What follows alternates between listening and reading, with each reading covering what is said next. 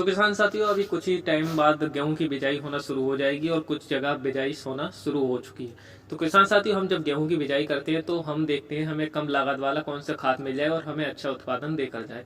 तो आज हम जो बात करने वाले हैं, गेहूं की बिजाई में खादों की मात्रा हमें कितनी रखनी है और गेहूं में सबसे अच्छा खाद कौन सा रहता है जो हमें कम कॉस्टली पड़े। तो किसान साथियों, गेहूं की बिजाई का सही समय और किस टाइम हम गेहूं की बिजाई कर सकते हैं उसके बारे में जानकारी देने वाले हैं। तो किसान साथियों, जो हम अपने खेत में डीएपी और एसएसपी का अगर यूज करते हो किसान साथी, तो आज हम उनसे कम कॉस्ट में उपयोग होने वाला अच्छा खाद बताने वाले हैं जिसका उपयोग करके आप अच्छा उत्पादन दे सकते हैं। तो नमस्कार किसान साथियों, स्वागत है आप सभी का किसान सपोर्ट यूट्यूब चैनल में। हम आपके लिए ऐसी वीडियो लाते रहते हैं। अगर आप हमारे चैनल पर नए हो तो चैनल को सब्सक्राइब करना ना भूलें। तो चलिए किसान साथियों, बात करते हैं आज की वीडियो के बारे में। तो किसान साथियों, भारत में लगभग सभी राज्यों में गेहूं की बिजाई की जाती है, लेकिन पंजाब, हरियाणा, गुजरात, राजस्थान, मध्य प्रदेश और उत्तर प्रदेश, उत्तराखंड और जम्मू कश्मीर के मैदानी इलाकों में गेहूं में सबसे अधिक उत्पादन होता है। गेहूं की बिजाई 25 अक्टूबर से शुरू हो जाती है और ये दिसंबर तक चलती रहती है। अच्छी पैदावार लेने के लिए हमें गेहूं में समय पर खाद और पानी का मैनेजमेंट करना बहुत आवश्यक होता है। अगर आप अपनी फसल में समय पर और सही खादों का इस्तेमाल करते हैं तो आपकी फसल निश्चित ही उच्च पैदावार निकाल कर देगी। साथ ही हमें उन्नत किस्मों का चयन भी करना चाहिए जो रोगों से लड़ने की क्षमता रखते हैं और पाले का उन पर भी कोई कम प्रभाव रहता हो। तो किसान साथियों, हमने अपनी कुछ गेहूं की अच्छी वैरायटी की वीडियो बना रखी है। अगर वैरायटी की चयन करना चाहते हैं तो हमारे नीचे दी वैरायटियों को जाकर देख सकते हैं, यानी कि वीडियो में जाकर देख सकते हैं। उन वैरायटियों का आप चयन कर सकते हैं। तो मैं नीचे लिंक दे दूंगा डिस्क्रिप्शन में, आप अगर देखना चाहें तो देख सकते हैं। तो किसान साथियों, अब बात कर लेते हैं गेहूं की बिजाई की खादों की मात्रा। तो हमें अपने गेहूं में कितनी खादों की मात्रा रखनी है। तो किसान साथियों, गेहूं की बिजाई करते समय हमें एनपीके यानी नाइट्रोजन, फास्फोरस और पोटास का मिश्रण डालना पड़ता है, जिसमें पौधों को शुरू से ही तीनों तत्वों की पूर्ति हो सके और वह जल्दी बढ़वार कर सके। गेहूं की बिजाई से पहले हमें अपनी मिट्टी की जांच करानी जरूरी है, जिससे पता चल जाए कि हमारी मिट्टी में कौन कौन से खाद डालने की जरूरत है और किसकी मात्रा डालने की कितनी जरूरत है। अगर कोई किसान मिट्टी की जांच नहीं कराते हैं, जो आज हम बताने वाले उन खादों का उपयोग कर सकते हैं। तो किसान साथियों, हमें मिट्टी की जांच जरूर करानी चाहिए। मिट्टी की जांच कराने के बाद हमें अपनी जमीन का पीएच मान, उसमें किन तत्वों की कमी है और किन तत्वों की पूर्णता है उसकी पता पड़ जाता है। अगर जो तत्व हमारे खेत में कमी है उनको हम डाल सकते हैं और जो पूर्णता है उन्हें डालने की जरूरत नहीं है। तो बात कर लेते हैं खाद के बारे में। गेहूं की बिजाई में हमें 50 किलोग्राम डीएपी, 25 किलोग्राम पोटास और 20 किलोग्राम यूरिया प्रति एकड़ का इस्तेमाल करना चाहिए। अगर आप डीएपी से खाद नहीं देना चाहते हैं तो एसएसपी 100 किलोग्राम और पोटास 25 किलोग्राम और यूरिया 40 किलोग्राम प्रति एकड़ का प्रयोग कर सकते हैं।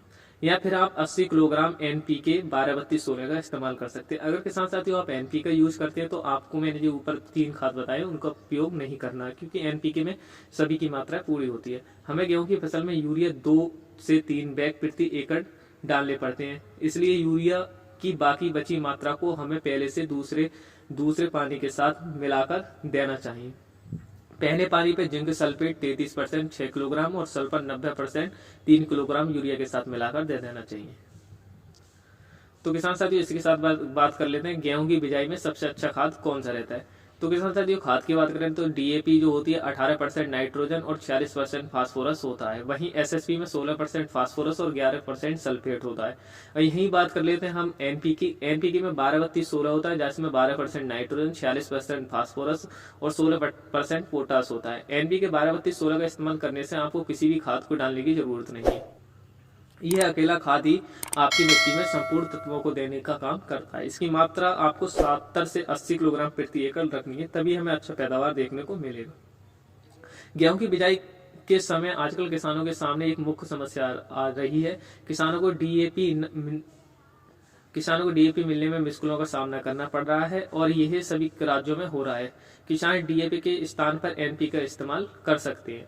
तो किसान साथियों, अगर आपको डीएपी नहीं मिल पाती तो आप एनपीके का निश्चिंत होकर आप यूज कर सकते हैं और इससे अच्छा उत्पादन हमें देखने को मिलेगा। तो यही बात कर लेते हैं डीएपी और एसएसपी एनपीके 12-32-16 के मूल्यों के बारे में, जो हमें कितने रेटों पर मिल जाती है। तो किसान साथियों, इसी के बाद जो डीएपी आपको मिलता है वो 1350 रुपये प्रति बैग मिल जाता है और एसएसपी की बात करें तो आपको 450 रुपये प्रति 50 किलोग्राम का बैग हमें देखने को मिल जाता है। उसी के साथ एनपीके 12-32-16 की बात करें, ये 1470 रुपये का हमें 50 किलो का बैग मिलता है। इसका रेट अगर अलग अलग राज्यों में अलग अलग भी हो सकता है। उत्तर प्रदेश में 1470 रुपये का हमें पर्याप्त रहता है। तो किसान साथियों अगर हम एनपीके यूज करते हैं तो हमें 1470 रुपये का मतलब खर्चा आना है। अगर हम डीएपी यूज करते हैं तो 1370 रुपये का हमें एक डीएपी डालना पड़ेगा, उसके साथ एसएसपी आपको 450 रुपये के एसएसपी डालने पड़ेगा। तो आप उससे अच्छा एनपीके का यूज कीजिए, एनपीके का यूज करके आप कम कॉस्ट में अच्छा उत्पादन ले सकते हैं। किसान साथियों आपको एक जानकारी दे दें, जिन किसान भाइयों ने डीएपी और एसएसपी का इस्तेमाल किया उनको एनपीके 12-32-16 नहीं डालनी है। एक ही चीज डालना है, अगर आप एनपीके नहीं डाल रहे हैं तो एनपीके नहीं यूज कर रहे हैं तो डीएपी या एसएसपी का उपयोग कर सकते हैं। जो किसान भाई इस खाद का पहले से उपयोग करते हैं वे कृपया कमेंट के माध्यम से बताएं कि आपको इस खाद का परिणाम कैसे देखने को मिले। ये डीएपी से ताकतवर और सस्ता खाद है। तो किसान साथियों हमें कमेंट करके जरूर बताएं, और वीडियो अच्छी लगी तो वीडियो को एक लाइक जरूर करें ताकि हम आपके लिए ऐसी और से अच्छी वीडियो ला सकें। तो किसान साथियों चलिए मिलती है अगली वीडियो में, जब तक के लिए जय हिंद जय भारत।